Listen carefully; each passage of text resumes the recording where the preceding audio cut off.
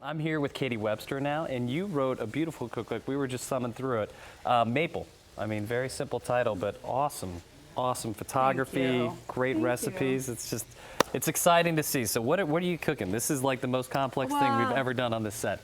You know, I've been wanting to demo this recipe because it is a hidden gem. And it's perfect for this time of year. It has tons of flavor.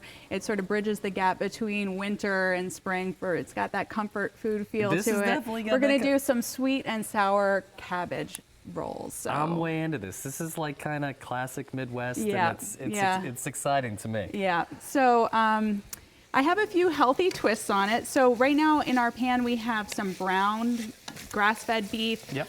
Onions, and I actually put some chopped mushrooms in there. And I just did that so that we could get away with using a little bit less beef, just make it a little bit healthier. Yeah, lean ground beef too. Yep, yep.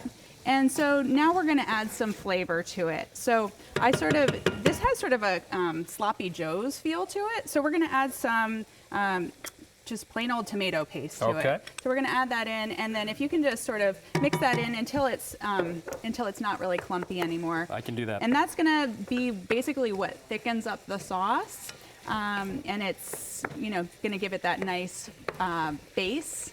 So and then we're going to actually add in. Oh, good. We've got that guy really going now, don't we? He jumped up pretty quick. That's good. That's good. We want it to cook there. So now I'm going to add in some more flavor. So I'm going to add in some Worcestershire sauce. Always good. Yep. That's going to make it taste even more meaty. And then because they're sweet and sour, we're going to add the sour in the form of red wine vinegar.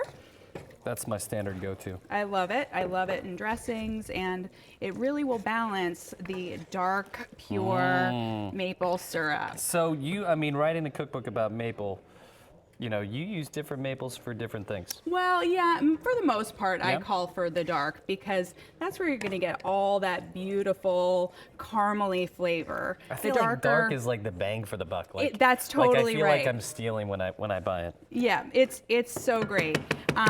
So that's going to give you that balance of the sweet and sour, all those different flavors together, and that's the base of our cabbage rolls. Okay. So that's what's going to go inside, and I've actually already cooked our cabbage leaves for us. So how do you get them off where they're like? Do you just like cut the bottom or peel them? I take the core out with a paring knife and then just peel them off. It's fine if they rip a little bit. This is comfort food, so it's okay if they're not perfect. You just wrap a couple together. Trust me, looking at all this, looking at your cookbook, you gotta do it perfect. So all you do is you just sort of wrap it up. I have some here that's already cooled down a little bit, and then I'm just gonna put it right there. And then we just wrap it up sort of like a burrito. So you want to fold in both sides. How long do you blanch? I mean, because these are beautiful. How long do you blanch and cook these? It takes for the whole pot, it takes like 6 minutes or something like that. It's not. And then not do a you big flash cool them like cold water and shock them? No, I don't bother. Wow, this thing is like. It's simple. That's all right. No extra steps necessary this recipe's here. Getting better and better and so better then we lay them out in our pan. Okay. And here's what they look like. So I've put them in my pan seam side down. And then I have just plain old tomato sauce on top. Nice. And then every comfort food dish needs cheese, right? Yes, it does. Pretty much. So I have just some part skim mozzarella, so it's not as high in fat as some other cheeses. And I'm going to put that in after it's simmered and those cabbage leaves have gotten really nice and meltingly tender. Then I'm just going to put this on for a final melting stage. That's pretty cool. Yeah, so let's let that melt. And in the meantime, I brought another recipe to share with you. Wow, you are seriously, it's like you should write a cookbook. Like you did write a cookbook. All right, let's put the lid back on there to help that set up a little bit. And then we'll go over here. And actually, I brought somebody to help us with this. Oh, I like helpers. So if my daughter could come up onto the set with us. We talked on the side before, and she wanted me to say, Richmond Elementary School rules. So we got that one out of the way. So we're gonna make some hot cocoa because at this time of the year, we're out in the driveway, it's cool, and we're sugaring, and I need to warm up the kiddos. Hot cocoa's like a year-round treat up here. Yeah, and if you're putting maple in it, it is definitely a year-round treat. So my daughter here is gonna do the whisking for us. And what is your name? Lila. Lila, that is a wonderful name. Okay, whisker. So Lila, if you want to put the cocoa into the bowl. Okay, and this is just straight up I'm kind of a cocoa fiend, okay. And I always look for the darkest stuff possible. So I seek out the good stuff, but any cocoa is fine. The darker the better. The darker the better. And then as you whisk, I'm just going to drizzle in the dark, pure maple syrup. So this is from last season's, the end of last season's crop. So is it not good anymore? Because I know Oh, you got your 50 taps rolling right now. Yeah, we have our 50 taps going, and this is still great. You know, if you have extra maple, you can always store it in your freezer. So. Really? Yeah, we never have extra. Right. We just keep cranking it through. Well, we need 10 gallons, so, you know, it takes a while for us to get through 10 gallons, even with the amount that I cook with it. We go through a lot. So she's just going to whisk that until it's smooth. Make sure you get along the edges there. And then I've already heated up our milk, so let me get that. All right. Reach around you One here. thing that's interesting, Lila and I were talking earlier, and she knew, like, every cool restaurant, everywhere to eat. Like, you know, we're just like talking, chef talk, and she's like, oh, you got to go there. It's the best this. Oh, yeah, they have a great menu. I'm like, oh, my gosh.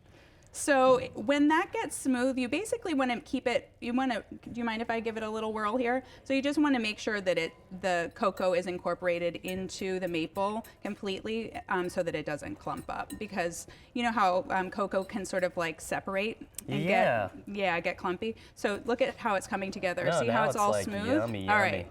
I'm going to let you go back to it, and I'm going to pour this in. Do you get to drink like hot cocoa every single day? Are you like, Mother, we have to do another tasting for your book? They were so I have another daughter as well, and these two girls were my best taste testers. That's so all right. They seem like they are into it, which is great. So now that she's done that, I'm just going to pour it right back into our pot and heat it back through. So, you know, just doing it this way just keeps it from getting all clumpy. That's really the only trick to it. Okay. And so look at how nice and dark that is. I mean, do you it's see that? I mean, that's really a dark cocoa. I mean, I feel bad because it means that I buy like the super ghetto cocoa powder compared to this one, and now I have to throw it out. So go buy something it makes fancier. a big difference. Now, I have to confess, though, you probably won't taste the actual maple that much in this recipe, and the reason being that cocoa actually masks the maple flavor a little bit, because you know maple's a natural product and it has limitations to its maple. It does, but you know a lot essence. of it's that unrefinedness in the sugar which is really key. Like that's huge. If you want to live forever, like my neighbor who's like 120. You know, just eat maple every day. It's true. And, you know, at this time of year when we're sugaring, we have so much on hand, it would seem wrong to not sweeten our cocoa with the maple syrup. Not would seem wrong. It is wrong. It is wrong. That's right. It's really horrible. All right. So now that that's good and hot, what else do we have to add? One more thing.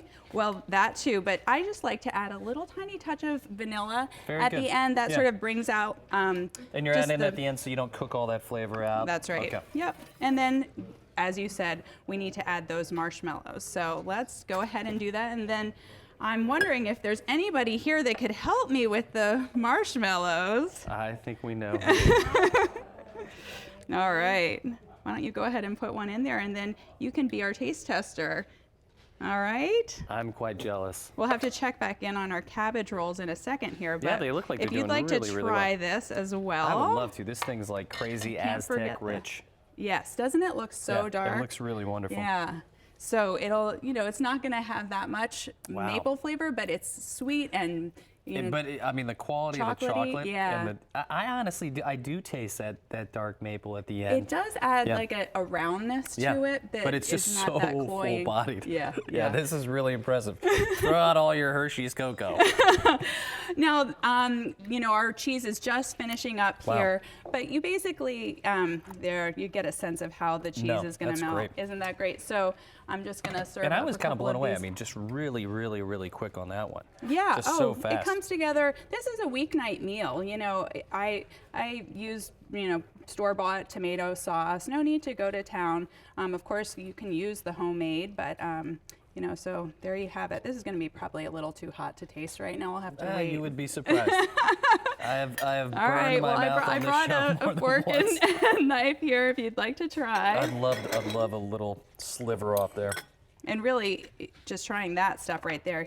Here you go. I'll let you do the honors. And you got to show this cookbook because I mean, it was just beautiful. Yeah, photography is beautiful. Layout. I always judge a cookbook by like how you can go through it and how organized and how structured it is. And it's just a beautiful cookbook. Thank you so much. I wanted it to be the type of book that somebody could, you know, pull down off the shelf every day and use it for all their different meals, and that, you know, the pages would be stuck together from use. So. That is so good. It's just sweet and sour, maple, subtle. It's just delicious. Thank you. And we'll chase it down with some hot cocoa. So, All right. Katie Webster, new book, Maple. Where are people going to find this wonderful book? They can get it anywhere books are sold. It's distributed through Penguin and Random House, so Awesome. everywhere. Awesome. And you, high fives to you. All right.